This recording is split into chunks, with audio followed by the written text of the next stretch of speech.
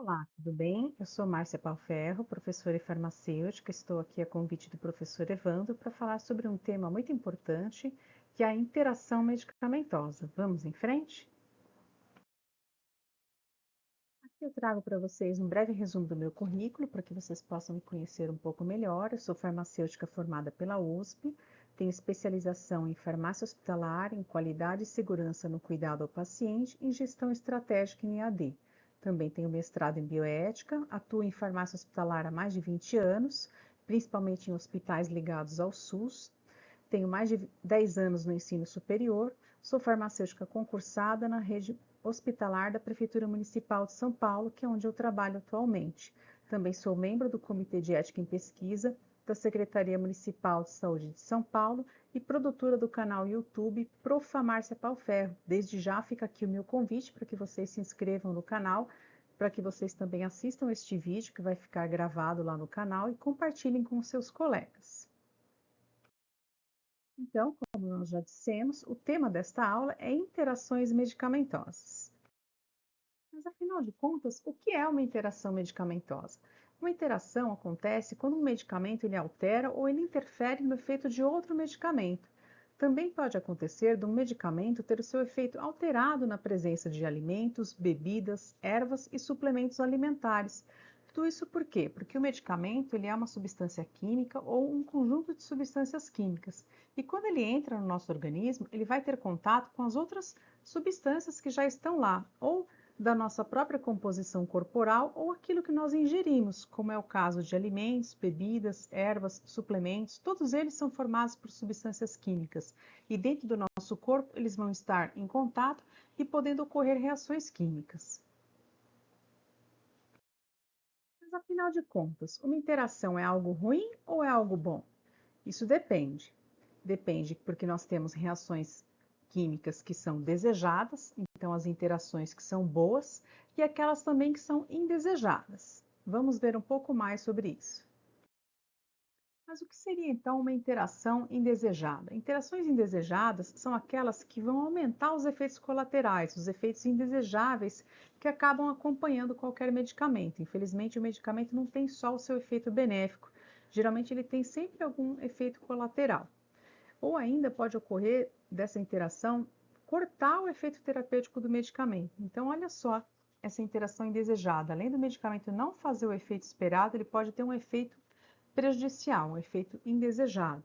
Alguns exemplos disso é o caso, por exemplo, do paciente que toma um anticoagulante. Lembrando que é um medicamento que só pode ser receitado por um médico, tá? Então, o anticoagulante ele serve para diminuir a possibilidade de ocorrer um coágulo, um infarto, uma trombose. Algumas pessoas têm tendência maior de ocorrer esses eventos e precisam tomar esses anticoagulantes, ou por um tempo limitado, ou muitas vezes pelo resto da sua vida. Vai depender de qual é a doença que a pessoa tem, sempre com indicação médica e com acompanhamento. Então, esse anticoagulante vai impedir que o sangue coagule dentro dos vasos, mas se ele for associado com um corticoide, que é um tipo de anti-inflamatório muito forte, o que pode acontecer? Esse corticoide ele vai fazer com que esse anticoagulante possa levar a um sangramento, que é um efeito indesejado. Você não quer que o sangue coagule dentro dos vasos, mas você também não quer provocar um sangramento, que também é prejudicial. Esse sangramento pode ocorrer dentro de um pequeno vaso, como dentro de um grande vaso, causando uma hemorragia grave. Então, o anticoagulante, quando ele é associado com o corticoide, ele aumenta o risco desse efeito indesejado. Outro caso, outra situação muito comum é a associação de antibióticos que são usados para combater infecções, também é um medicamento que só pode ser utilizado com receita médica, e associado com o anticoncepcional. Então, muitas vezes, a mulher faz uso contínuo do anticoncepcional para evitar a gravidez, e aí ela tem alguma infecção e em determinado momento ela vai usar um antibiótico.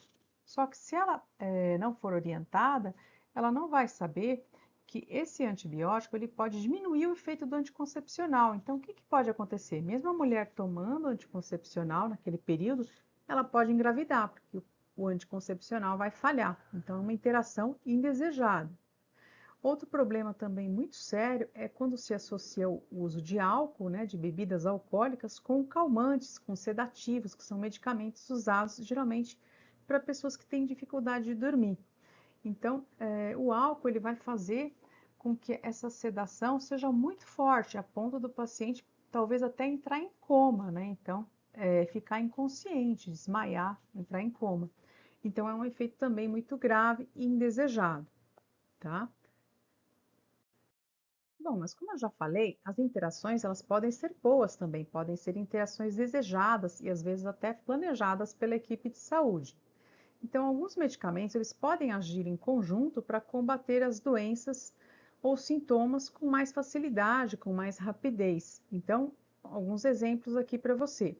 Associação de antipertensivos e diuréticos. Então, alguns medicamentos utilizados para diminuir a pressão sanguínea, né, para as pessoas que têm pressão alta, eles podem ser associados com os diuréticos, que vão eliminar o excesso de líquido no organismo, fazendo também com que a pressão ela reduza a níveis normais. Então, você vai tomar uma dose menor de antipertensivo se ele estiver associado a algum diurético, por exemplo. Então, vai ter um efeito melhor usando quantidades menores dessas drogas e diminuindo, muitas vezes, os seus efeitos colaterais. Então, é uma associação que pode ser bem-vinda. Associação também de medicamentos quimioterápicos utilizados contra o câncer. As células cancerígenas, geralmente, elas são células que sofrem mutações. Se você usar uma combinação de medicamentos, a chance de eliminar esse tumor acaba sendo maior. Então, também é muito bem-vinda essa associação de 2 ou 3 medicamentos, muitas vezes.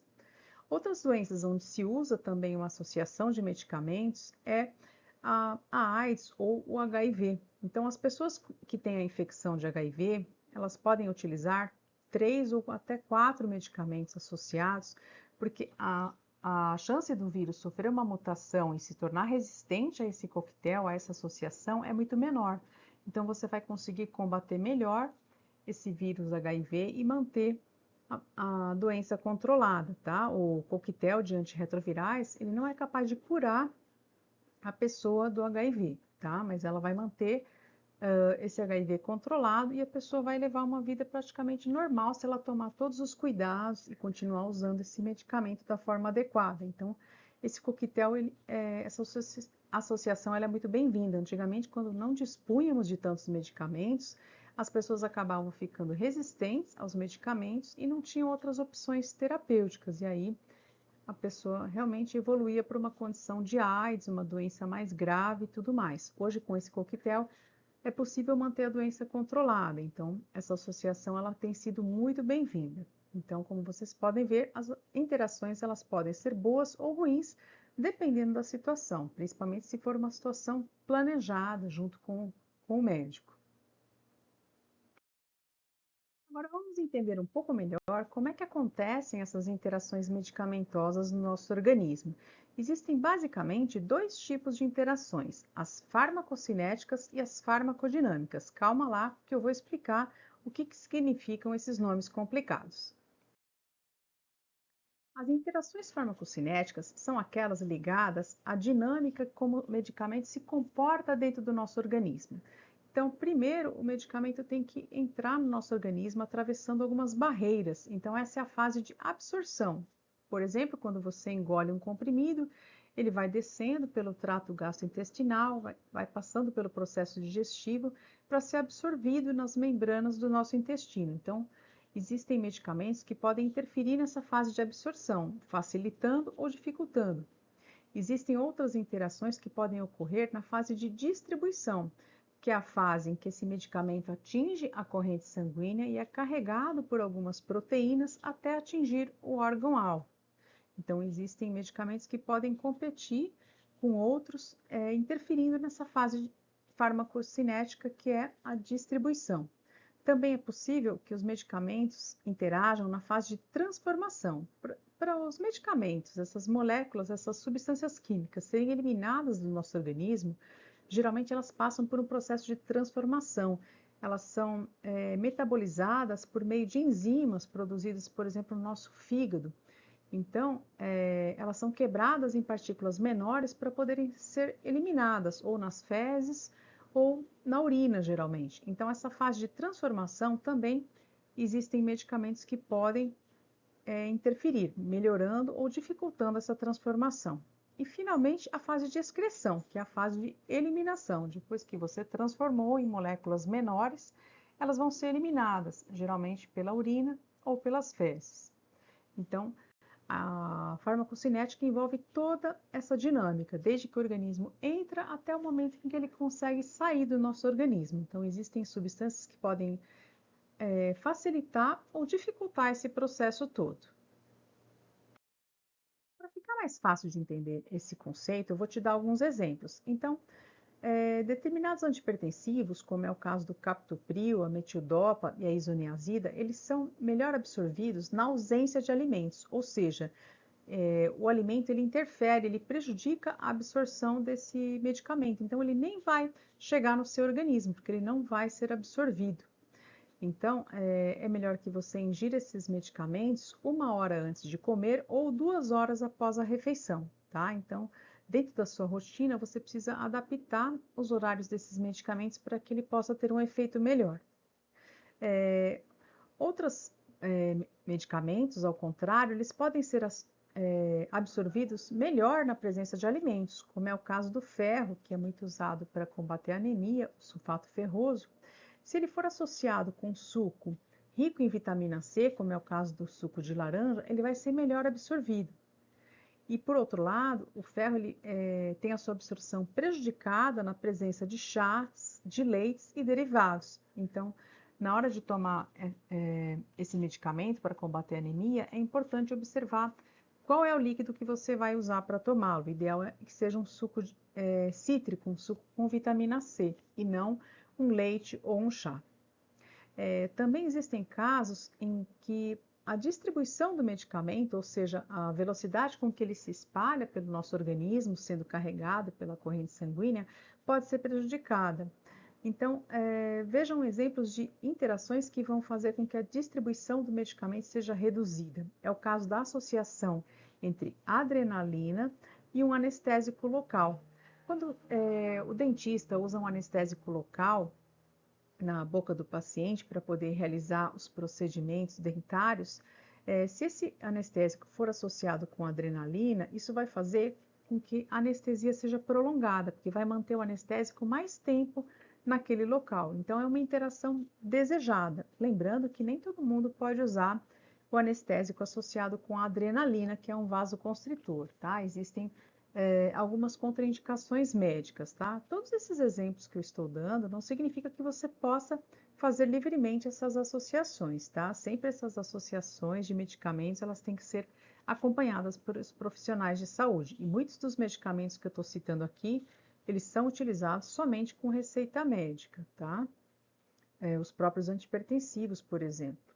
Bem, existem medicamentos também que podem ter seu processo de transformação prejudicado, como é o caso da associação entre calmantes, que são remédios para dormir, e protetores gástricos, muitas vezes usados por pessoas que têm gastrite ou úlcera. O que acontece quando você associa esses dois? Eles competem pelas mesmas enzimas para serem quebrados em partículas menores e serem eliminados. Então, quando você associa um calmante e um protetor gástrico, você vai prolongar o efeito daquele calmante no organismo, porque você não vai conseguir quebrar ele em partes menores e eliminá-lo. Então, ele vai se concentrar mais no seu sangue, isso vai fazer com que provoque uma depressão maior do sistema nervoso central, que pode ser prejudicial, pode fazer com que a pessoa durma até no volante ou mexendo com alguma máquina, alguma coisa assim. Então, o calmante vai produzir um efeito muito maior, então não vai fazer só com que ela durma à noite, às vezes vai fazer com que ela durma durante o dia, o que é prejudicial. Então, é importante conhecer essas interações. Outro tipo de interação que pode acontecer no nosso organismo é a interação farmacodinâmica. Que tipo de interação é essa? É aquela que vai modificar a resposta do medicamento nos receptores celulares. Então, as nossas células, elas são formadas por substâncias químicas que vão ter determinada afinidade com outras substâncias ou vão repelir determinadas substâncias. Então, é como se fosse um encaixe. Aqui, nesse desenho, parecem umas tomadinhas, né? Então, lá nas nossas células, tem alguns buraquinhos que vão aceitar determinadas tomadinhas. Então, cada tomadinha dessa é como se fosse um medicamento. existem algumas moléculas que são medicamentos, que quando liga nessa tomada, vai produzir um determinado efeito desejado. Só que pode ter outras substâncias lá que são muito parecidas com essa tomadinha e que vão ocupar o lugar daquele medicamento. Ou elas vão melhorar o efeito do medicamento, fazendo com que passe mais corrente nessa tomadinha, ou simplesmente elas vão cortar o efeito daquele medicamento, ocupar aquele espaço lá e impedir que o medicamento faça o seu efeito. Então, quando ajuda o medicamento, né, faz com que essa ligação entre essa tomada e esse buraquinho da célula seja melhor, é o efeito sinérgico. Agora, quando atrapalha a ligação do medicamento com aquele receptor específico para poder fazer o efeito desejado, a gente chama de antagônico.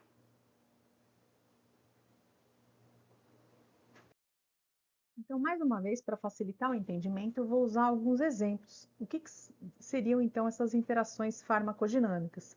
Quando você associa um antiarrítmico, que é um medicamento usado para melhorar o ritmo do coração, juntamente com uma bombinha para asma, algumas pessoas que podem precisar usar esse tipo de bombinha, o que vai acontecer? Eles vão agir no mesmo receptor, tá?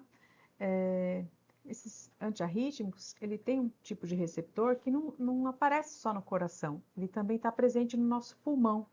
Só que a bombinha para asma, ela vai inibir aquele receptor, enquanto o antiarrítmico, ele vai estimular aquele receptor. Então, o que acontece? Você não vai conseguir ter nem o efeito antiarrítmico, que é melhorar o batimento do coração, né? Controlar esses batimentos, e nem o efeito da bombinha para asma, que seria o broncodilatador. Então, você não vai conseguir ter nenhum efeito, porque um combate o efeito do outro. Outra associação, que também se refere a uma interação farmacodinâmica, porque agem nos mesmos receptores, é quando o paciente utiliza, por exemplo, a morfina, que é um analgésico muito poderoso, associado com derivados da morfina. A morfina ela é considerada o analgésico mais potente. Se você associar com qualquer outro derivado, ele tem um efeito mais fraco. Então, ele vai ligar na mesma tomadinha da morfina, só que ele vai fazer um efeito menor. Então, eles competem entre si e prejudicam o efeito um do outro. Quando se associa um anticoagulante com um anti-inflamatório, então um anticoagulante, que é aquele remédio para diminuir a chance de infarto, de trombose, que eu já comentei, com um anti-inflamatório, que é muito usado para dores e inflamações de modo geral, o que vai acontecer? Isso vai aumentar o risco de sangramento, porque eles agem em determinadas tomadinhas que vão ativar uma via que vai tanto atuar na parte de inflamação, como vai atuar também nessa parte de coagulação.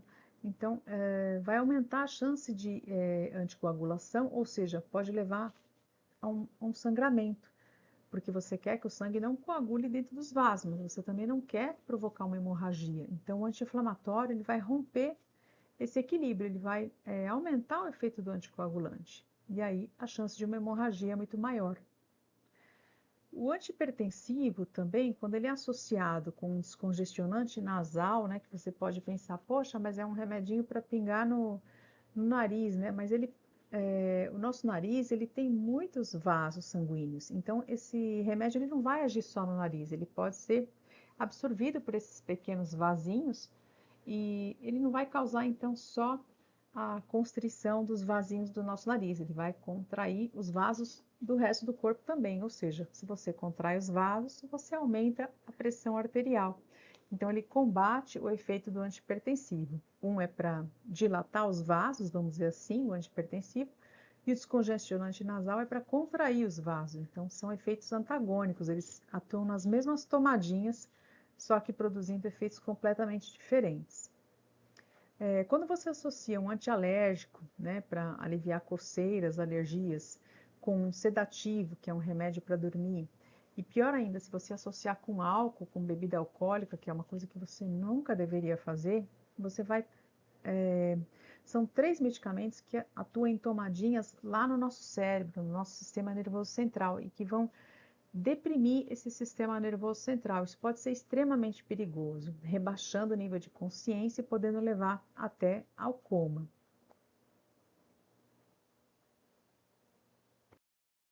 Ainda pensando nas interações medicamentosas, eu gostaria de alertar com relação ao risco de duplicidade, quando você acaba tomando dois medicamentos que têm exatamente o mesmo componente, a mesma substância química. Isso pode acabar acontecendo, porque existem medicamentos no mercado que são associações de várias substâncias químicas. E às vezes você compra com um nome fantasia e compra um outro remédio com outro nome fantasia que vão ter os mesmos componentes, como por exemplo os antigripais. Vários deles contêm analgésicos, antialérgicos e descongestionantes, uma associação de 3 ou mais substâncias. E muitas vezes a pessoa está tomando um remédio para gripe, aí ela também está com dor de cabeça e ela resolve tomar um remédio então para enxaqueca, para dor de cabeça. Esses remédios eles também têm analgésicos, cafeína e outros componentes. Então veja que os dois, o antigripal e o remédio da enxaqueca, têm analgésico. Pode ser a mesma substância, então vai fazer um efeito maior, porque você está tomando uma dose excessiva, ou podem ser substâncias parecidas que também vão competir pelas mesmas tomadinhas, e aí elas não vão só aumentar o efeito analgésico, elas podem aumentar também os efeitos colaterais, tá? Que no caso dos analgésicos, dependendo do analgésico, ele tem risco de sangramento, risco de gastrite, pode prejudicar a função renal, depende muito do tipo de analgésico que a gente está falando. Então, essas associações são muito perigosas. Se você estiver tomando dois remédios com nomes fantasias diferentes, procure consultar a bula e ver a composição, porque às vezes você pode estar tomando dois nomes diferentes, mas que na verdade têm a mesma substância. E aí, com você ingerindo esses dois medicamentos, você pode estar tomando uma dose tóxica para o seu organismo, muito acima do recomendado, e ter um efeito bastante prejudicial. Então, como resultado, você vai ter ou o aumento do efeito farmacológico, que seria desejado, mas muitas vezes vai ser uma reação adversa, indesejada, ou até mesmo uma intoxicação, que é uma reação que pode ser reversível ou muitas vezes irreversível, dependendo do dano que vai ser provocado no organismo. Você já ouviu aquele ditado popular, o que é natural não faz mal, eu vou tomar isso aqui porque se não fizer bem, mal não vai fazer? Será que é verdade mesmo? Então vamos lá, vamos refletir um pouquinho sobre isso. Na verdade, se você parar para pensar um pouquinho, até se você for ler um pouquinho de história, você vai ver que vários reis, imperadores foram envenenados com substâncias naturais, tá? Extraídas de plantas, de sementes, de flores. Então, muitas vezes a natureza produz venenos também, né? Não só coisas que são benéficas para a saúde. E aqui eu vou te dar uma lista de vários produtos naturais que você pode estar ingerindo, pensando que eles são inofensivos, mas que eles podem prejudicar o efeito de outros medicamentos que você já toma. Tá? Então, por exemplo, a erva de São João, também conhecida como hipérico, tá? Ela é usada muitas vezes como um antidepressivo natural, mas ela pode cortar o efeito dos antirretrovirais, aqueles remédios usados para o HIV. Olha que grave, pode fazer com que a doença fique descontrolada, né? Pode cortar o efeito dos quimioterápicos para o câncer, ou até mesmo o efeito de antidepressivos, né? Então, remédios bastante sérios vão ter o seu efeito prejudicado na presença dessa erva. A valeriana, ela pode aumentar o efeito de calmantes, antidepressivos e ansiolíticos. Então, se você já faz uso de um medicamento por receita médica, antes de associar com um produto natural, converse com o seu médico, com o seu farmacêutico, para ver se isso não vai estar te prejudicando, te expondo a uma interação indesejada, até mesmo uma intoxicação. Algumas pessoas usam o alcaçuz, ele é conhecido também como um anti-inflamatório natural. Só que quando ele é associado com antihipertensivos, os remédios para combater a pressão, ele pode cortar o efeito desses antihipertensivos e levar ao aumento da pressão sanguínea. Então pode ter um efeito bastante prejudicial. A castanha da Índia, ela é usada para varizes, para alguns outros problemas ligados à circulação, mas quando ela for associada com um anticoagulante, ela pode aumentar o risco de sangramento, tá? Então ela pode prejudicar o tratamento da pessoa que já faz uso contínuo de um anticoagulante. A erva conhecida como espinheira santa, que é usada para algumas doenças gástricas, para alguns problemas digestivos, ela pode ser prejudicial se ela for associada com imunossupressor. Pessoas que que realizam transplantes de órgãos, por exemplo, elas precisam tomar imunossupressor por um tempo prolongado, tá? E se associar com essa erva, pode cortar o efeito do imunossupressor. Olha que grave, isso pode levar até a rejeição do órgão transplantado. A ginkgo biloba, que é um estimulante muito conhecido, popularmente aí divulgado em muita propaganda, ela pode intensificar o efeito de antidepressivos, de diuréticos e cortar o efeito de anticonvulsivantes. Olha só, muitos remédios que são usados por doenças sérias que a pessoa precisa usar de forma contínua, se ela usar esse ginkgo biloba, ela pode então ter o efeito do seu medicamento prejudicado.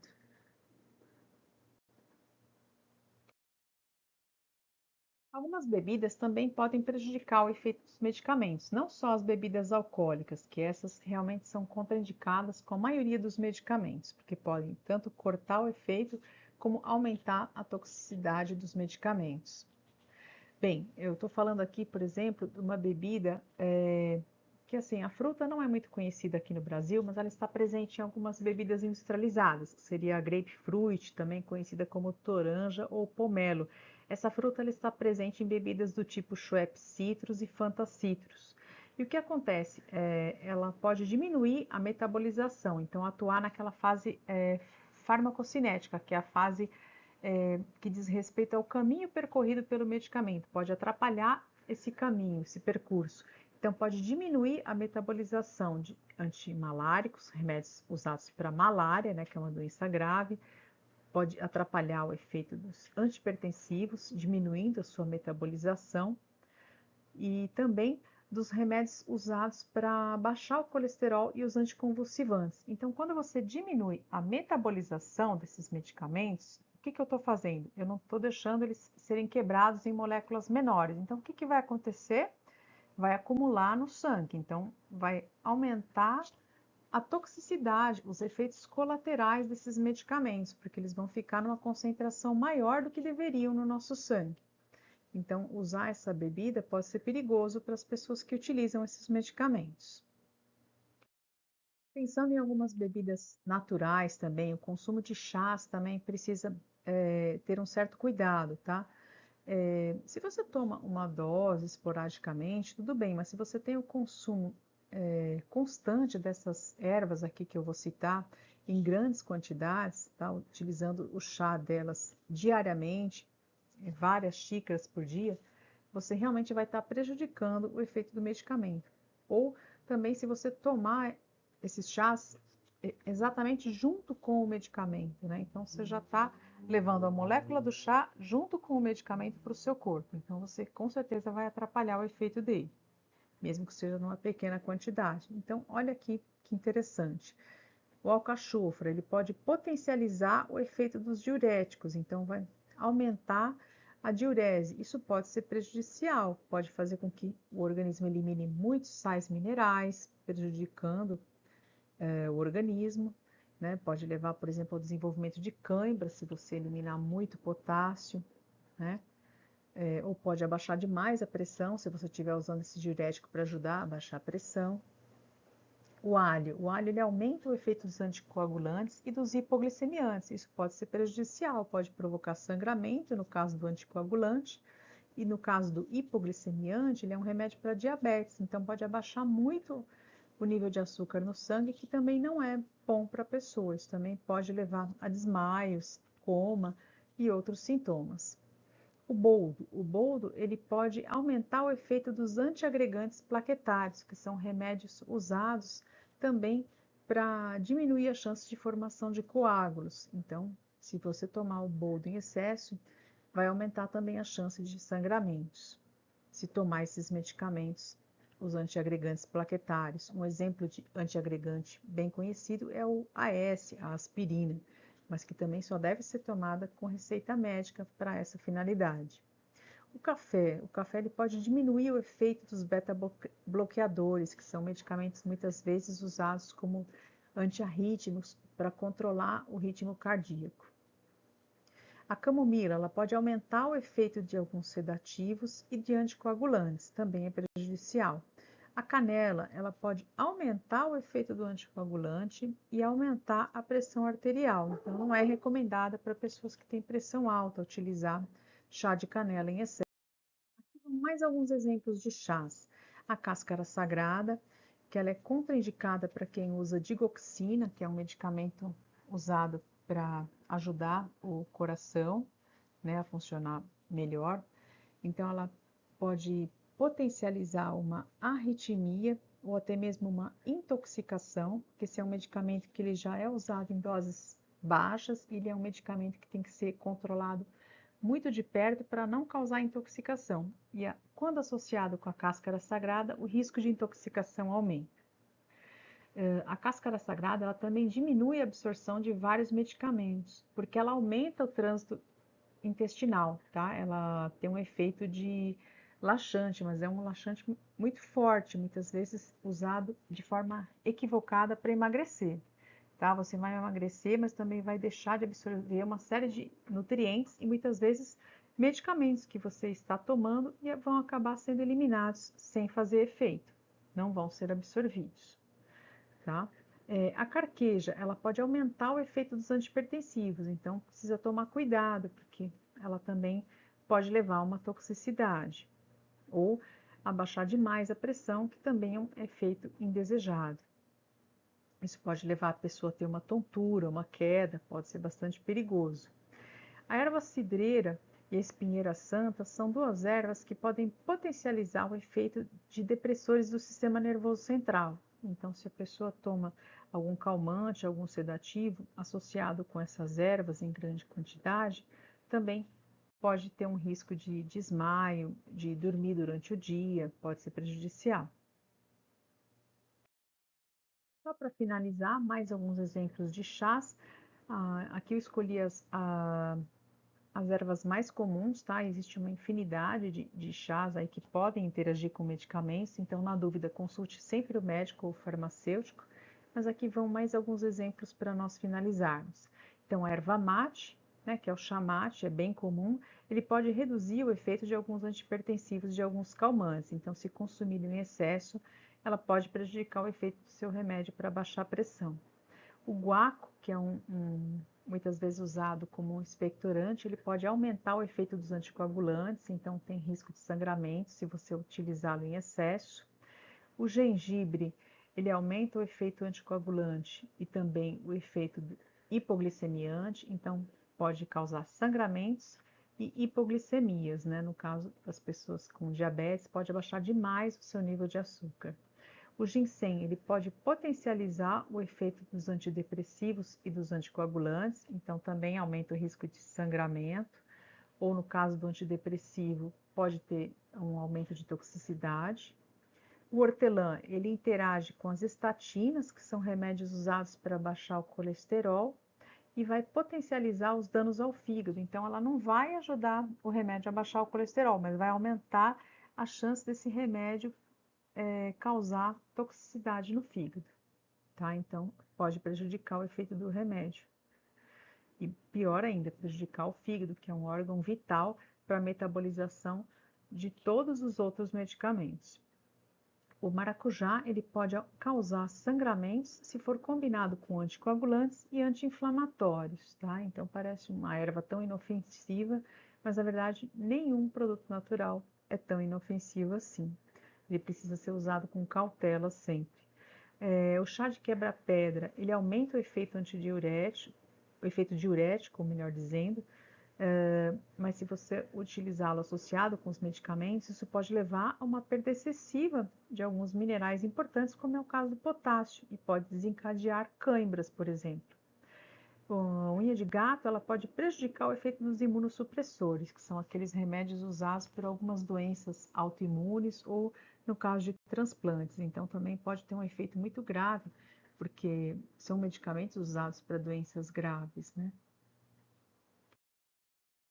gostaria de fazer um alerta também que existem algumas pessoas, alguns grupos populacionais que vão ser mais suscetíveis, mais sensíveis, ou seja, ter um risco maior de ter alguma interação medicamentosa. Quem são essas pessoas? Geralmente os idosos, porque seu organismo já está mais debilitado, então todo aquele processo de farmacocinética, né, de absorção, distribuição, transformação e excreção ou eliminação do medicamento no organismo já está naturalmente prejudicado. Imagine se você introduzir ali outras substâncias que vão poder atrapalhar o trânsito do medicamento no organismo. Então, realmente, esse é um grupo mais suscetível. As pessoas que utilizam álcool ou tabaco com frequência, elas também têm todo o seu metabolismo alterado, porque são substâncias químicas, né? Tanto o álcool quanto o tabaco contém várias substâncias químicas que vão alterar o funcionamento do nosso organismo, né? Então, essas substâncias podem competir com os medicamentos, cortando ou exacerbando o seu efeito, né? Em termos de farmacodinâmica, né? Então, ligando ou desligando naquelas mesmas tomadinhas que os medicamentos, como também podem afetar a metabolização. Então, podem atuar também naquela parte de farmacocinética. Eles podem aumentar a transformação desses medicamentos, então eles vão ser quebrados muito rapidamente, não vão nem ter tempo de fazer o seu efeito dentro do organismo, ou impedir que eles sejam quebrados em moléculas menores, e aí vão se acumular no sangue, causando toxicidade. Então, nenhuma dessas coisas é boa. Então, álcool e tabaco são substâncias indesejáveis no nosso organismo e elas vão prejudicar também o efeito das substâncias medicamentosas. Pessoas com doença renal ou hepática, elas também são mais sensíveis às interações. Por quê? Porque o rim e o fígado são dois órgãos envolvidos na metabolização e na eliminação de qualquer substância. O rim é o nosso filtro, né, do nosso sangue, né? Então elimina todas as substâncias, tanto os medicamentos quanto outras substâncias que normalmente são ingeridas por meio de alimentos e bebidas e tudo mais. Então, se a pessoa tem uma doença renal, ela já tem uma capacidade diminuída de eliminar as substâncias. Então, o risco de sofrer uma interação por qualquer substância que ele vai ingerir e que vai prejudicar o funcionamento desse rim vai ser ainda muito mais sério. A mesma coisa as pessoas que têm já algum problema hepático, né? Então já tem a capacidade de transformação, de quebrar as substâncias químicas em moléculas menores para serem eliminadas, comprometida. Então, se você ingerir outros medicamentos que vão prejudicar o funcionamento do fígado, essa pessoa tem um risco maior ainda de ter uma intoxicação ou um efeito indesejado. Os portadores de doenças crônicas, de modo geral, por que eles são mais sensíveis? Porque se eles têm doenças crônicas, muito provavelmente eles vão ter que tomar determinados medicamentos por um tempo muito longo, às vezes até durante toda a sua vida. Então, o seu metabolismo já está alterado, né? O seu organismo já tem aquelas tomadinhas alteradas, sobrecarregadas com algumas substâncias que ela já utiliza, ou elas já estão funcionando de uma forma irregular por conta da doença que elas têm. Então, elas têm uma chance maior de interação. E as pessoas polimedicadas, de modo geral, pessoas que têm várias doenças, que precisam tomar vários medicamentos. Quanto mais medicamentos você toma, maior a chance de que tenha ali algum que vai poder atrapalhar o efeito de outro, né? Então, esses são os grupos de pessoas mais sensíveis. Uma vez que você compreendeu esse conceito de interação medicamentosa e o quanto pode ser perigoso você ingerir substâncias, mesmo que sejam produtos naturais, junto com os medicamentos, o que você pode fazer para evitar essas interações? Ah, não posso tomar mais nenhum tipo de chá? Como é que eu vou fazer com a minha alimentação? O que você pode fazer? Em primeiro lugar, informe o seu médico. Quando você vai ao médico, fale para ele todas as doenças que você possui, mesmo que você vá lá para um outro problema que não tem nada a ver com a sua doença. Por exemplo, você tem pressão alta, mas você vai num medicamento, você vai num médico porque você torceu o pé. Você precisa falar para ele que você é um paciente com pressão alta e quais os medicamentos que você toma para isso, tá? É importante. Então, fale quais as doenças que você tem e os remédios que já utiliza, inclusive aqueles que você usa por automedicação, seja uma erva, um produto natural, tá? Não é que você não pode tomar nada disso, mas você tem que tomar alguns cuidados, né? Sempre com orientação. Então, informe para que ele tente escolher um medicamento para tratar daquele seu problema de saúde que não vá interferir com as outras coisas que você já toma, ou de repente que você tenha que suspender o uso de determinados produtos naturais ou ervas durante algum tempo que você estiver fazendo um tratamento específico. Outra coisa que você deve fazer é procurar tomar os medicamentos de preferência com água, tá? A menos que você tenha uma orientação diferente por parte do profissional de saúde, o ideal é que você consuma o medicamento com água, não com leite, nem com suco, nem com nenhum produto diferente, muito menos com álcool, né? Que eu já falei que não é recomendado em caso nenhum. Então, se não houver nenhuma recomendação diferente, o ideal é tomar o medicamento com água, de preferência um copo de água, um daqueles copos americanos, não é, pouquinha água, não é só um gole, não. É importante uma quantidade de água razoável para ajudar esse medicamento a ser absorvido, a ser digerido e a ser distribuído no seu organismo e fazer melhor o efeito dele. Fique atento também quando você estiver utilizando um novo medicamento a qualquer sinal ou sintoma diferente. Procure orientação. Será que aquele sinal ou sintoma é por conta do medicamento que eu estou usando ou é por conta da doença que eu tenho, né? Então é importante qualquer reação, qualquer coisa diferente para você verificar se aquilo tem a ver ou não com os medicamentos que você utiliza. Tem algumas coisas que você deve perguntar também para o seu médico ou farmacêutico. Às vezes ele pode esquecer de te passar determinada orientação. É bom que você leve um caderninho de anotação ou leve essas perguntas anotadas no celular, de alguma forma, para que você não se esqueça de fazer essas perguntas, que são importantes. Pergunte: você pode tomar esse medicamento junto com os outros remédios que você já está usando? Faça sempre essa pergunta. Você deve evitar algum tipo de alimento, bebida ou algum outro produto natural durante o tratamento que você vai fazer? Quais são os possíveis sinais de alguma interação? O que que eu devo observar? O que que eu devo ficar atento?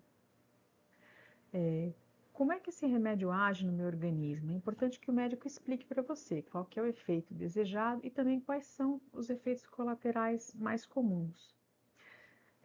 E se ele pode te indicar algum material para você obter mais informação, para você ler com mais calma. Também é papel do paciente garantir a segurança do seu tratamento. Então, use os medicamentos de forma responsável. Leia a bula que acompanha o medicamento, né? Veja as indicações, para que que ele serve, isso realmente bate com o problema de saúde que você tem? Será que você comprou mesmo o remédio certo que o profissional te indicou? Qual que é o modo de usar? Como é que eu devo utilizar esse medicamento? Lá na bula vai ter algumas dicas também relacionadas ao melhor horário, se você deve tomar com o estômago cheio ou vazio.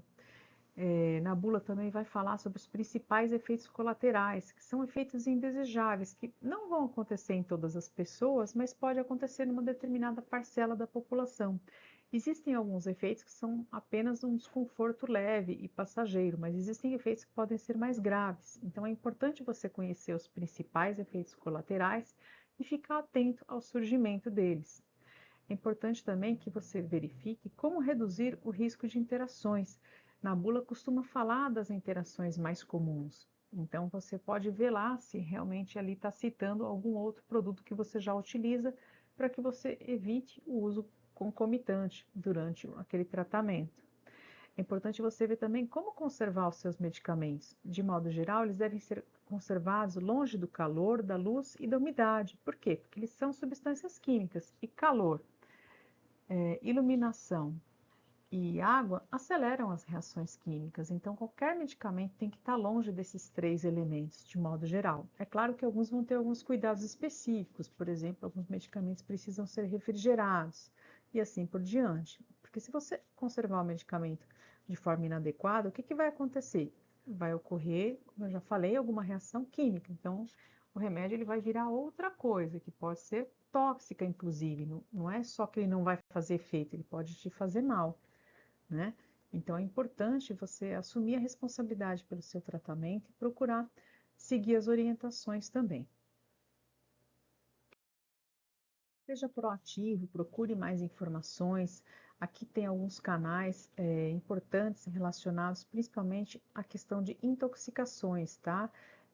Existem alguns canais que funcionam 24 horas, como é o caso do Cinetox, que é o Sistema Nacional de Informações Tóxico-Farmacológicas, o CIATOX, que é o Centro de Assistência Toxicológica do Hospital das Clínicas, e o CCI, que é o Centro de Controle de Intoxicações da cidade de São Paulo. Esses três serviços, eles funcionam 24 horas, então, se você está com suspeita de algum tipo de intoxicação, você pode ligar nesses órgãos para pedir algumas orientações de coisas que você pode fazer de imediato para minimizar o efeito tóxico. E também é importante consultar o SAC, que vai estar presente no rótulo ou na bula do produto. Então, no caso de suspeita de intoxicação, você pode acionar esses serviços, tá? E se você quiser saber mais sobre esse tema, eu indiquei aqui alguns links também onde você pode obter mais informações. São sites do Serviço Nacional de Intoxicações, do Ministério da Saúde, da Agência Nacional de Vigilância Sanitárias e também aqui uma cartilha que contém informações bem interessantes também.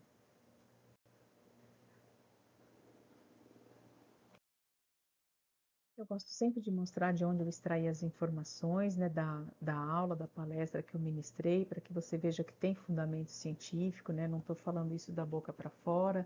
É claro que eu falo algumas coisas baseadas na minha experiência profissional, mas, sobretudo, baseado em literatura, baseado em evidências científicas. Mais uma vez eu queria agradecer a oportunidade de estar aqui com vocês, falando sobre esse assunto que é tão importante. Gostaria de convidá-los para me seguir nas redes sociais, no Facebook, Instagram, LinkedIn e também no YouTube, através do canal Profa Márcia Palferro, onde você vai encontrar informações sobre ética, saúde, cidadania e bem-estar. Se você gostou dessa aula, entre lá no YouTube, a nossa aula vai estar publicada no meu canal. Clique, curta, compartilhe, isso ajuda bastante o nosso canal a crescer e atingir cada vez mais pessoas para levar informações úteis. Infelizmente eu não pude estar ao vivo aqui com vocês, então as dúvidas eu peço que deixem registradas junto aos organizadores do evento ou que encaminhem por e-mail. Também podem postar lá no YouTube, no meu canal, que esse vídeo vai estar gravado e publicado lá no canal Profa Márcia Palferro, que eu vou tentar responder o mais breve possível, tá bom? Para finalizar, mais uma vez eu agradeço a sua presença, agradeço pela oportunidade de falar sobre esse assunto. Espero que essa aula tenha sido útil e proveitosa, que você possa curtir e compartilhar esse tema com outras pessoas. Muito obrigada e um ótimo dia para todos.